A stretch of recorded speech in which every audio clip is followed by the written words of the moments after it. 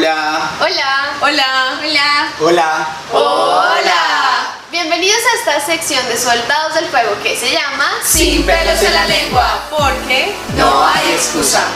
Para esta sección, como siempre, es fundamental que todos saquen su Biblia. Y bueno, ahora sí, Empecemos. Hoy nuestro tema es David versus Saúl. Vamos a hablar de estos dos reyes y vamos a ver la diferencia que hay entre el uno y el otro. Empecemos hablando por Saúl. Para hablar primero de Saúl, tenemos que irnos a 1 Samuel 8, donde nos habla de que el pueblo de Israel pide rey.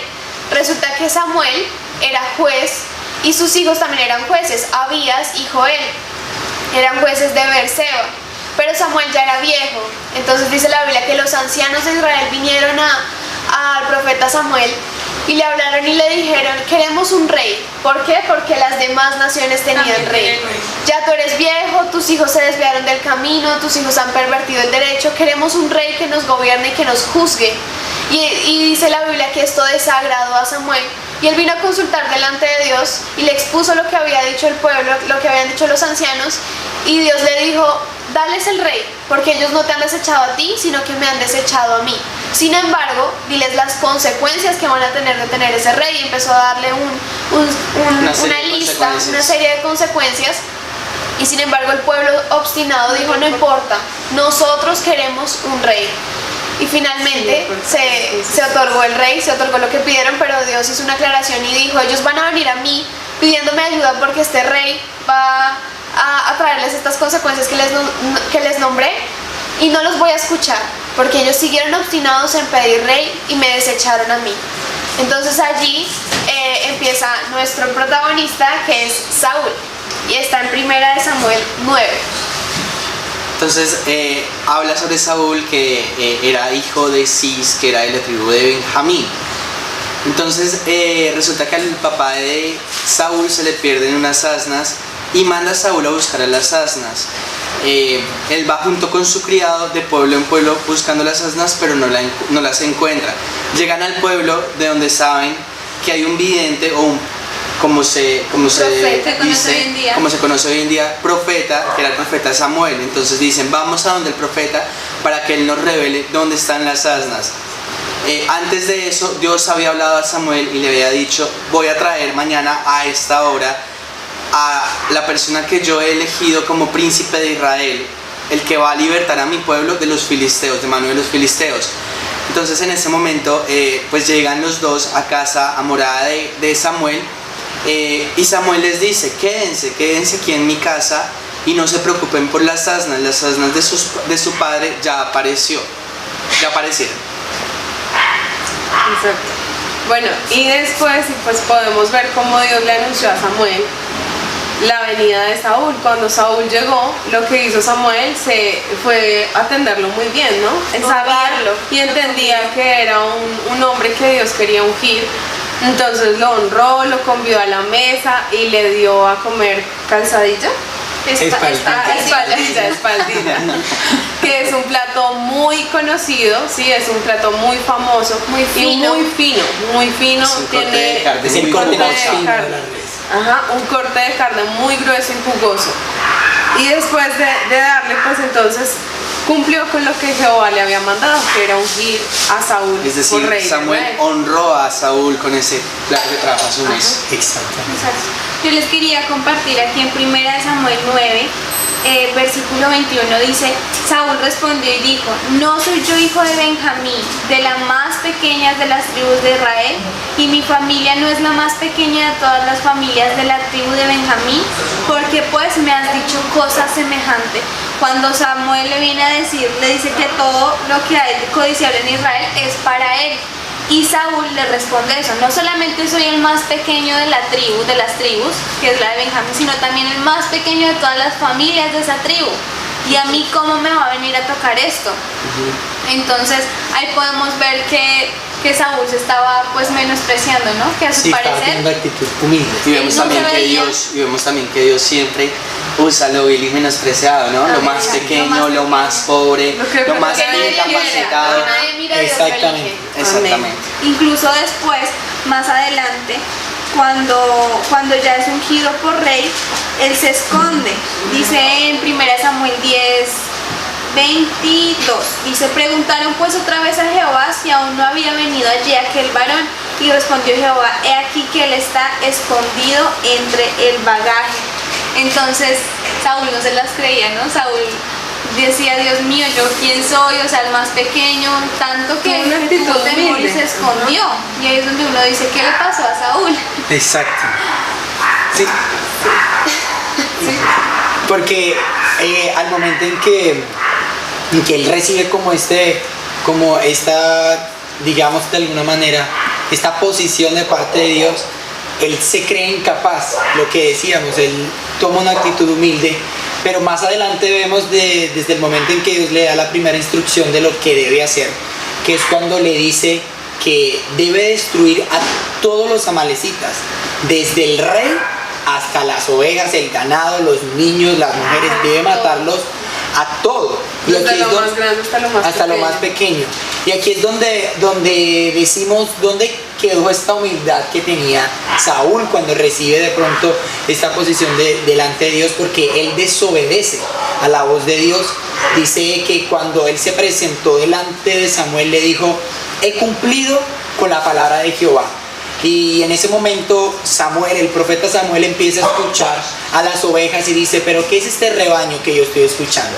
Y dice Saúl, es que el pueblo ha perdonado a lo mejor y a lo más gordo del ganado para ofrecerlo en holocausto a Jehová. Vemos cómo miente, ¿no? Porque no Ahí fue el mintió. pueblo, fue él quien perdonó. Exactamente, porque él era el líder, él era la cabeza de este ejército. Por lo tanto, ellos decidieron, de alguna u otra manera, no es lo que tú le quieres dar a Dios, sino lo que Dios quiere recibir de ti. Dios le había dicho: mátalos a todos, pero él creyó en su corazón que es apartar lo más gordo para que Jehová iba a ser agrado para él. Lo que estaba haciendo era desobedeciendo a Dios. No, y también perdonó al rey de Amalek, a Agag, lo dejó vivo. Entonces allí tuvo Samuel que ir a matar a Agag y desobedeció a Dios. Y dice la Biblia que a Jehová le pesó poner a Saúl por rey de Israel. Vino a ser un peso, vino a ser una carga, no vino a ser un alivio, no vino a ser alguien en que Dios pudiera depositar su paz, saber que iba a gobernar bien, sino que le pesó. Y Samuel erró, y Samuel más adelante, la posición que tiene frente a esta exhortación que le hace Samuel. Saúl, La exhortación que le hace Samuel sobre su pecado y sobre lo que hizo, él lo primero que dice es que el pueblo, honrame delante del pueblo. ¿Tienes el versículo ahí? Sí.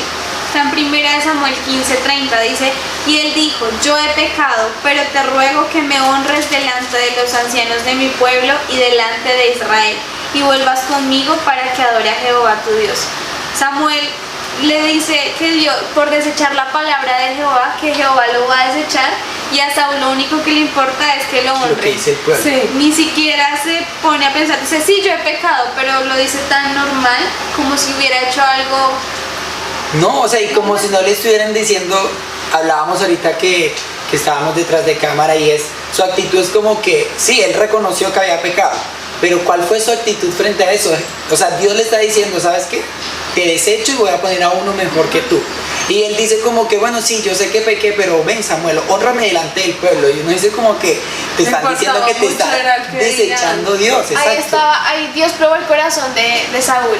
Vio que su corazón estaba en la alabanza del pueblo y no en agradar a Dios. No en que su corazón estuviera en agradar a Dios y en arrepentirse de su pecado. Sino honrame y ya después yo veré qué hago con Sí. Dios. Y saben que lo sorprendente que siempre se refiere a Jehová tu Dios. O sea, no dice Jehová nuestro Dios, o no dice Jehová mi Dios. O sea, Saúl nunca conoció a Dios, siempre lo tuvo como extraño, ¿me entienden? Entonces nunca lo tuvo como su Dios personal. Por eso le dice Samuel siempre: tu Dios, Jehová tu Dios. Claro. Entonces nunca No, y conoció es al muy Señor. claro, es totalmente diferente decir, digamos, tu mamá a decir mi mamá, O Exactamente. nuestra mamá. nuestra mamá. Nosotros que somos Claro. hermanos, nuestra Sí. mamá. Bueno, y ahora quiero hablarles sobre David, que es el segundo rey de Israel. Y el segundo rey, bueno, que es el segundo rey del que vamos a hablar hoy. Está Isaí, que es el padre de David, y él tiene 7 hijos, siendo David el menor. Resulta que Samuel es enviado a la casa de él para ungir al nuevo rey de Israel. Lo que pasa es que cuando llega Samuel, pues Isaí reúne a sus hijos, pero no incluye allí a David. Y comienza a pasar el primero y Jehová comienza a hablarle a Samuel y a decirle, este no es. Pero ahí antes de eso, cuando Samuel ve al primogénito, lo ve que es hermoso y de gran presencia, dice, este es. Entonces ahí es donde Jehová... Claro, ve al primero y dice, este debe ser, pues por cómo lo ve. Por la apariencia. Y entonces Jehová le dice a Samuel antes de ungir a alguno de la casa de Isaí en el primer libro de Samuel, capítulo 16, versículo 7. Dice, y Jehová respondió a Samuel, no mires a su parecer ni a lo grande de su estatura, porque yo lo desecho. Porque Jehová no mira lo que mira el hombre, pues el hombre mira lo que está delante de sus ojos, pero Jehová mira el corazón. Wow. Amén. Bueno, y vemos que definitivamente Samuel no encuentra dentro de sus 6 hijos al que debe ungir. Entonces él pregunta como, ¿no hay otro? ¿De verdad no hay otro? Y todos como que, sí, falta uno, pero ese está por allá con las ovejas, ese está por pastor allá. de ovejas. Era pastor de ovejas y peleaba con osos, con leones. Entonces mandan a llamar a David y pasa lo mismo que con Samuel, ¿no? De lo vil, menospreciado, desechado aún por su padre y sus hermanos. Sí, porque ni siquiera lo invitan a la cena, o sea, No. como que, o sea, usted no ni por equivocación. Si Entonces, lo hacían familia. Exactamente. Y viene David y cuando Samuel lo ve, sabe que él es el que debe ungir. Es la persona que Dios ha destinado para que sea ahora el nuevo rey de Israel. Lo unge. Y después hay una batalla grande contra Goliat, que es un gigante que está contra el pueblo de Dios. Filisteo. Un filisteo que, pues, mejor dicho, hizo lo que quería. Maldice al pueblo de Israel, los reta, los menosprecia y les dice, bueno, si yo gano, ustedes nos van a servir siempre, pero si ustedes ganan, nosotros les vamos a servir.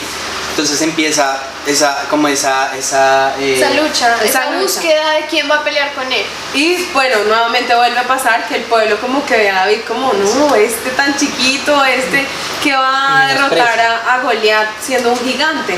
Pero resulta que no sabían que Jehová estaba con David.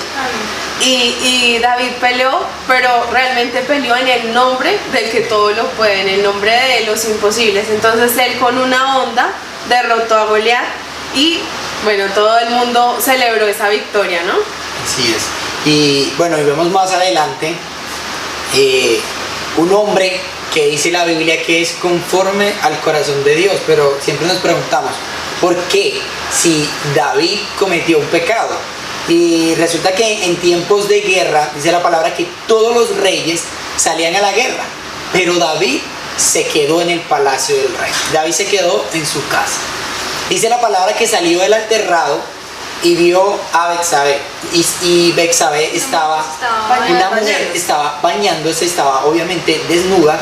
Y dice que la vio y la mandó a llamar. Y dice que se llegó a ella. O sea, ellos cometieron adulterio, ya que Betsabé era esposa de Urías Eteo. Este hombre hacía parte del ejército de David. Entonces, esta mujer concibe, queda embarazada, y ahí no solamente entra el pecado del adulterio, sino que David empieza a hacer una cantidad de cosas para intentar como tapar su pecado, y manda a llamar a Urías Eteo para que Urías Eteo se quede esa noche con su esposa, para que lo haga creer que el hijo que van a hacer es de él. Pero resulta que este hombre dice, no soy digno de que el pueblo esté en la guerra y yo venga a dormir con mi esposa, y dice que se queda en la puerta del palacio. Entonces podemos decir que le salió todo el plan al revés a David. Entonces David dice, manda a poner a Urías Eteo en la primera fila de guerra, porque sabía que ahí le iban a dar de baja, lo iban a matar. Y efectivamente pasó así, ponen a Urías Eteo en la primera fila y lo matan. Pero obviamente hay uno que sí sabía todo, y pues Dios además de entristecerse, se pone pues rabioso con David, le molesta esto que hace David, y le manda al profeta y le dice todo lo que ha pasado. Y además de esto, Además de esto, el hijo que Betsabé había concebido no nace, sino que murió. Entonces ahí vemos la consecuencia también de este pecado. Y no fue solamente adulterio, sino que además fue un asesinato. No mató directamente, pero él mandó a asesinar. O sea, él mandó a asesinar. Y después de esto, vemos la diferencia entre la actitud que tuvo Saúl y ahora la actitud que tiene David. David dice en el Salmo 51. En el Salmo 51, cuando le dice a Dios, y dice en el título del Salmo, dice, este Salmo lo escribió David luego de haberse llegado a Betsabé, y luego de que el profeta le dijera todo lo que Dios pensaba de este. Dice que él se presenta delante de Dios, y en el Salmo dice, límpiame con hisopo y seré más blanco que la nieve. Y dice, no me eches de delante de No ti, quites de mí tu Santo Espíritu. Crean un Crea- corazón sincero y un Y espíritu renueva un recto. espíritu recto dentro de mí. O sea, vemos a un hombre que le Arrepentido. importa lo que el pueblo diga, pero que busca restaurar su relación con Dios. Claro, él pecó y de alguna u otra manera se ve la relación con Dios fracturada, pero él desesperadamente se presenta delante de Dios y le dice, no quites de mí tu Santo Espíritu, no quites tu presencia, no me eches de delante de ti. Y antes le dice, crea en mí un corazón limpio, crea en mí un espíritu recto dentro de mí. Entonces vemos esa diferencia. Hubo arrepentimiento, no remordimiento, porque yo digo que eso fue lo que hubo en Saúl. Saúl dice, sí, yo pequé, pero honrame delante del pueblo. Se remordió lo que hizo. Pero David sí tuvo un arrepentimiento sincero y genuino. Ahí vemos la diferencia entre esos dos hombres. David era el tipo de rey que Dios quería y Saúl era el tipo de rey que el pueblo quería. David era conforme al corazón de Dios, Saúl iba tras la alabanza del pueblo. Y vemos hoy en día cómo estos dos hombres identifican a la iglesia cristiana, a los reyes, a los que Dios ha puesto como cabeza, como servidores en la casa de Dios. Muchos intentan evadir lo que Dios dice, muchos desobedecen y su enfoque es que nadie se entere, que nadie se dé cuenta del mal que hemos hecho. Hónrame delante del pueblo, hónrame delante de la congregación, pero lo que Dios piensa, no importa si Él me desecha. Y otros con un corazón rendido dicen, no me eches de delante de ti. Pequé, la embarré, y ahí es donde vienen sus salmos más hermosos, un corazón rendido y arrepentido.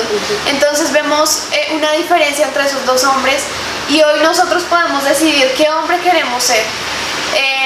David era conocido conforme al corazón de Dios, no porque no pecó, sino porque cuando pecó se arrepintió y su deseo era agradar a Dios. En cambio Saúl era obstinado y le importaba más lo que el pueblo hiciera y lo que el pueblo dijera.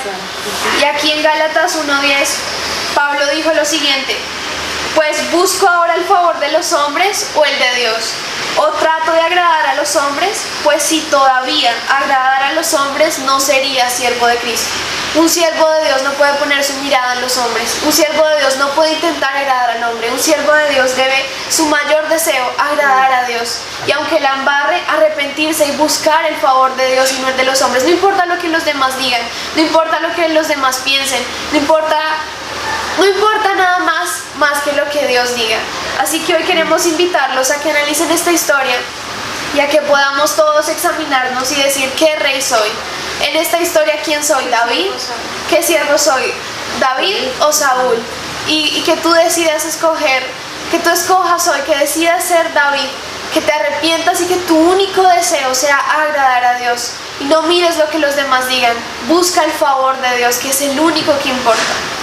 Así que les invitamos a que le den like al video, se suscriban a nuestro canal de YouTube, lo compartan con sus amigos, nos sigan y nos escriban en todas nuestras redes sociales. La tarea que les vamos a dejar es que se memoricen Gálatas 1:10 y que apliquen este video a sus vidas. Les enviamos un abrazo y nos vemos en nuestro próximo video hablando como sabemos hacer. Sin pelos en la lengua, porque no hay excusa. Chao.